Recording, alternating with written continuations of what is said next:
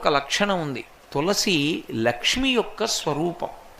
తులసి ఈ భూమి మీద పుట్టినటువంటిది మొట్టమొదట ఎక్కడి నుంచి పుట్టింది అంటే బీజము నుంచి వచ్చింది కాదు తులసి చెట్టు. తులసి చెట్టు గింజల్లోంచి రాలేదు. తులసి చెట్టు వృంద అనబడేటటువంటి మహాపతివ్రత యొక్క శరీరము దగ్ధమైనప్పుడు ఏర్పడినటువంటి బూదిలోంచి విత్తనాలు చేశారు బ్రహ్మగారి యొక్క అనుగ్రహం చేత. ఆ విత్తనములను చల్లితే అందులోంచి తులసి పుట్టింది. అందుకే అసలు తులసి కారణజన్మురాలు, లక్ష్మియే తులసిగా వచ్చింది. తులసికి ఒక్కదానికే ఒక లక్షణం ఉంది లోకంలో. తులసి సమస్త పాపములను హరిస్తుంది. ఎందుచేత హరిస్తుంది అంటే దాని గురించి పురాణంలో ఒక మాట ఉంది.